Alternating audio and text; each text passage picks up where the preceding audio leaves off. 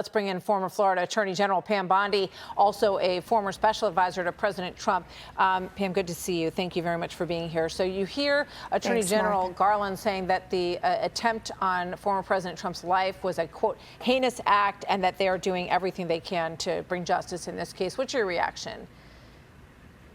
Well, first of all, they should have never released. He said they needed to release basically that manifesto talking about a bounty, which could encourage copycats.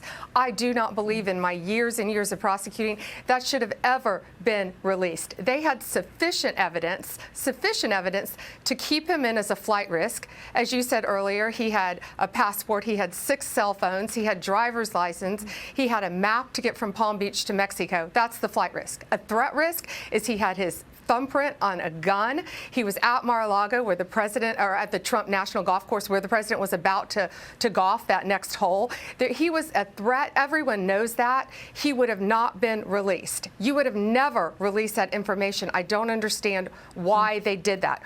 Also, Florida does have concurrent jurisdiction. Nick Cox is the statewide prosecutor. He used to work with me. He's tried more homicides than all of them put together. And he is going to work, hopefully, hand in hand with them. What I would do if I were the feds, I would cross-designate Nick as a special AUSA on this case to show that everyone's working together. But the good news is, regardless, this guy is being indicted for attempted assassination on President Trump. And if, hopefully not, the case falls apart, then Florida can always pick it up, meaning they have concurrent jurisdiction. But right now he's in federal custody, Martha, and he's not going anywhere. You know, I guess, you know, Carrie COPYCATS had a slightly different take on releasing the information. Yeah. But you know, my biggest question is who else could he potentially have been working with? He seems to be speaking as if there's a common interest in what he attempted to do. And as you said, he has a passport. He's got a plan to go to Mexico. He had someone that he trusted with this box of information. We've got another question on Ruth, so we're going to take that. We'll come right back, Pam. Let's dip in. Detention hearing yesterday. And so I can't comment any further. All I can say is this is ongoing, and we're going to turn over every single rock we can. Last question, Evan. Quick on-topic question.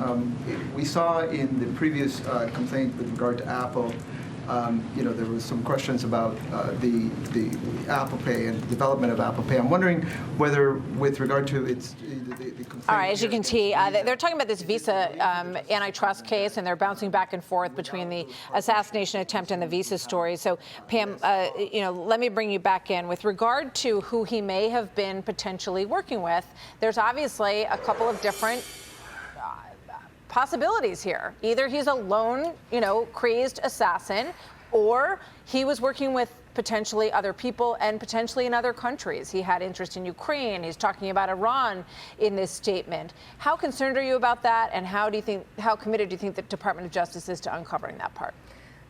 Well, I'm very concerned about that, and the country should be as well. And that, Martha, is another reason why evidence should not be released yet, because it still is a very active pending investigation.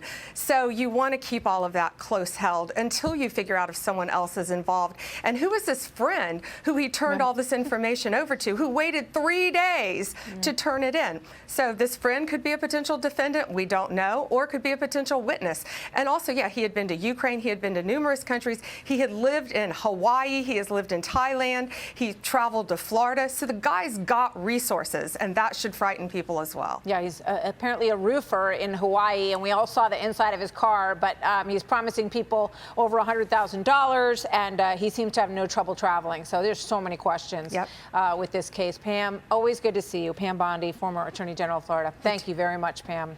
Hey, Sean Hannity here. Hey, click here to subscribe to Fox News YouTube page and catch our hottest interviews and most compelling analysis. You will not get it anywhere else.